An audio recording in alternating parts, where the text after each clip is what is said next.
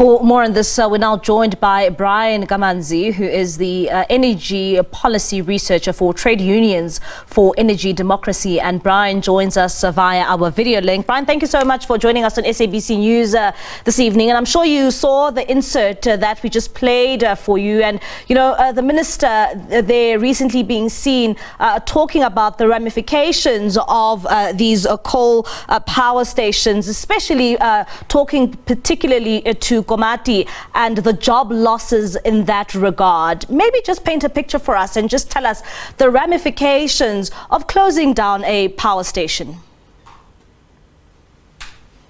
Thank you. So I think the first thing I want to be upfront about is that when I was working for the Institute for Economic Justice in the year leading up to the closure of Komati coal-fired power station, I was invited by shop steward for the National Union of Mine Workers, shop steward by the name of David van Como, to visit the site because there was a feeling that there was poor consultation in the process, and some of that was acknowledged by the minister in the insert that you proposed, that you shared. And unfortunately, what I saw was real devastation, fear, anxiety. A lot of workers were in different situations. There were permanent workers, there were subcontracted workers, many workers there who were outsourced, were in a difficult situation where they had no clarity about what their future would look like. Would they be redeployed? Would they have a space in the new opportunities that are going to be put forward on the plant? And unfortunately, none of that was forthcoming up to as late as June that year. You know, the plant eventually closed in October of 2022.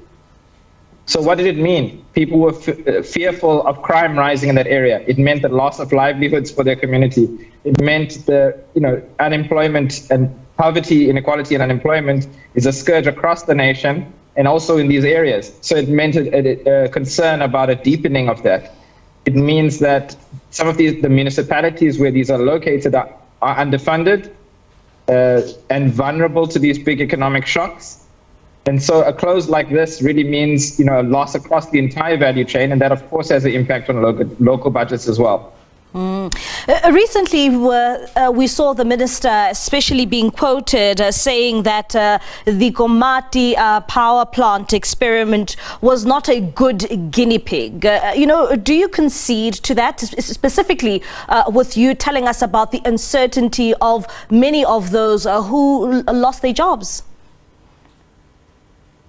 Well, not only do I concede to that, some of us were raising these concerns in the year up to its closure.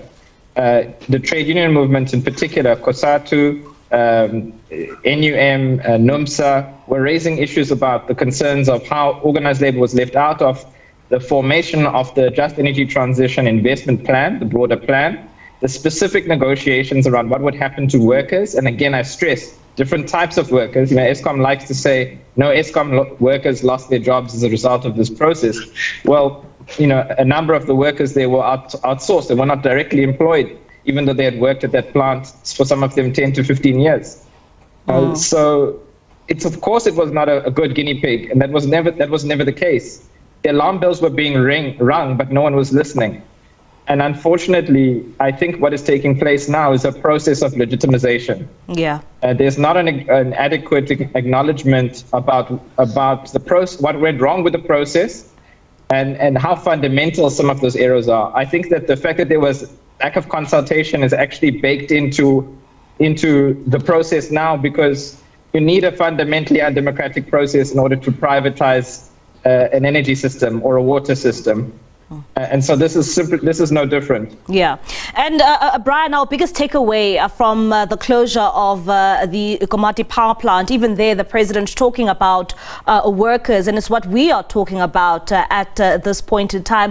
What is the likelihood of these workers being reintegrated back into the new project, which is now currently underway at Komati?